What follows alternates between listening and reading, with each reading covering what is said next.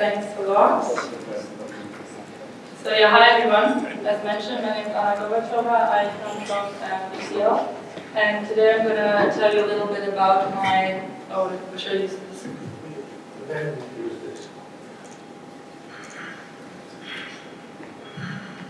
Can you hear me? Okay, so today I'm going to tell you a little bit about my PhD study. I might skip through the first slides because I guess we're all experts here on the topic of the energy trading. But essentially, to sum this up, is that the energy system is changing. And we see kind of going from this unidirectional model to this bidirectional model. And we need to find some new business models to kind of adjust to this change. This is a definition of peer-to-peer energy trading I like to use. We've seen a lot of different definitions today, but this is one I find sort of describes the system best, the one I'm talking about.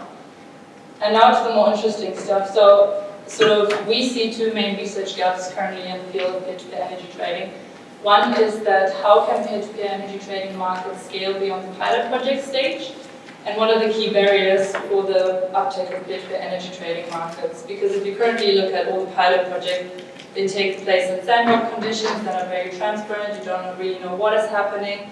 They don't really scale. If you're at home and you have a PV panel, you say, oh, I want to connect to a peer-to-peer energy trading market. There's right now really no such opportunity.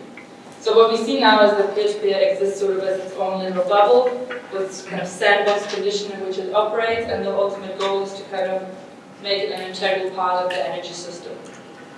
So there's different ways how these systems can grow. They can grow to a certain size, and they might potentially to split up and to scale, they have to replicate because just a certain size of a community is feasible.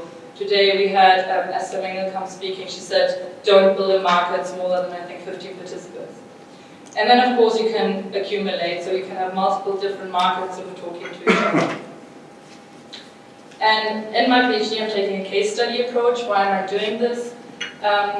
There's sort of limited availability of peer-to-peer energy trading archetypes I can sort of orientate my research on. Peer-to-peer market designs are often very contextual. Every country, every city, every grid, they all look different. So kind of, say, building one scalability approach and saying this is the one we can apply to all of them is sort of not possible. And then all markets have different aims, scopes, and objectives. They might focus more on social, technical, economic values. And finally, if you take a case study approach, while the results are probably not kind of globally acceptable and applicable to all studies, they are applicable in that case, and potentially some results or findings can be more broadly applicable as well.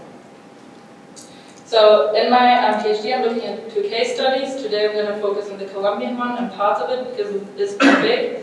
But the difference is they both have, or the similarities are that they both have a very strong social focus. So I'm quite interested in markets that primarily sort of focus on energy end users and how they can provide social benefits to them. The differences between the two of them, one is a virtual energy trading market with no real physical constraints, and the other one is a geographically constrained market that takes place in one larger community house where the main scope is sort of contributing to grid or providing grid services, and in the Colombian case study it's really more about creating financial incentive to participants. So I'm using a sort of scalability, replicability analysis for my research. So what does that mean when we talk about scaling? Scaling can take place in sort of in size or in density, so you might sort of have more participants joining, or you sort of change the distribution of the different devices connected to a market, and replicability, which I think we've also heard today in some presentations, that what if I take the same pilot project and just do it in another city? Then the boundary conditions of the regulation might be the same, but what if I take it outside of that city, or outside of that country, the boundary conditions will change. So this is the broader theory I'm orienting myself on. And yeah, that's just a little flowchart to show the approach. So I'm going to tell you a bit more about the Colombian case study, and to sort of, before I dive into the details, I just wanted to give you a short background. The Colombian energy sector is already 68% renewable, but mainly the energy coming from hydropower, which you might say, okay, that's great, no carbon emissions.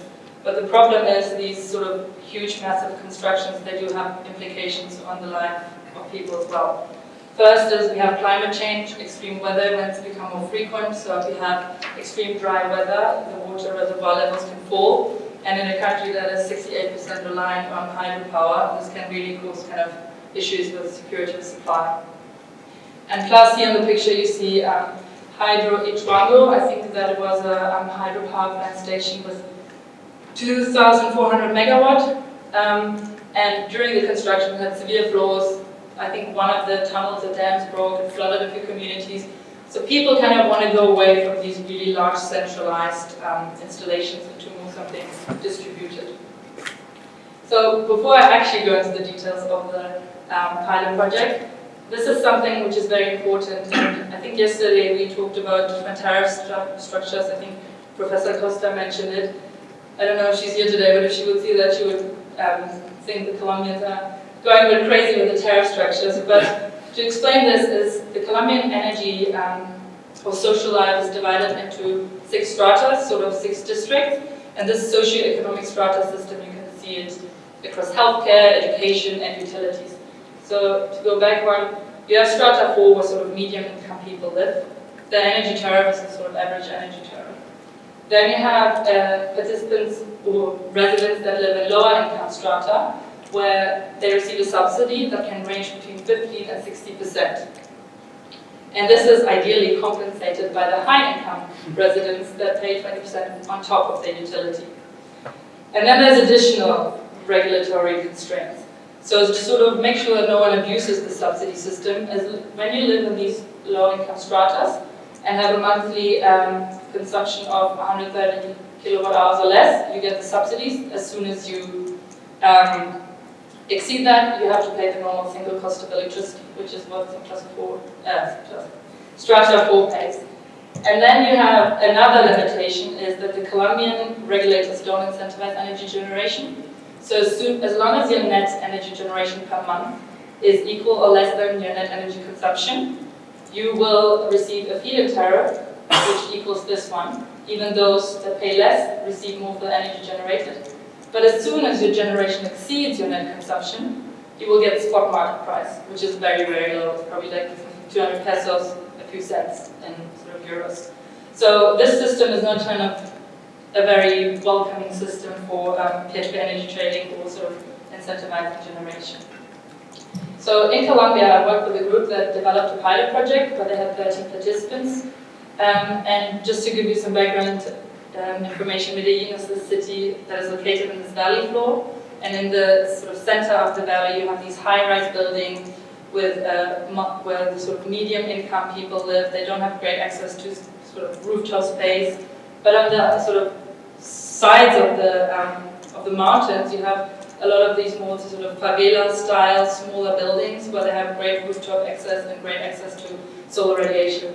So the idea of this pilot project was to sort of recruit those on the hillsides that then can sell their surplus energy to those located in the high-rise buildings. The objectives were first to sort of test the installations, also test the smart metering, IoT, and the digital platform that one startup has produced, and then also to run a sort of operational peer-to-peer market. And while they could fulfill the first 2 goals, they couldn't really do the third one because the regulation doesn't allow for monetary or peer-to-peer transactions between participants. So what I've been doing is I developed a functioning or simulation of a functioning peer-to-peer market, assuming real monetary transactions, using the pilot project configuration and the present tariff structure. So this is just some pictures of who were part in the pilot project, so you have a better idea. This is one community house. These are low income, so really small installation of 1.24 kilowatt peak. These are like high income prosumers that participated, and large consumers without any generation. So this is the data I used for my simulation, and it's just essentially the load profiles plus the different capacities installed.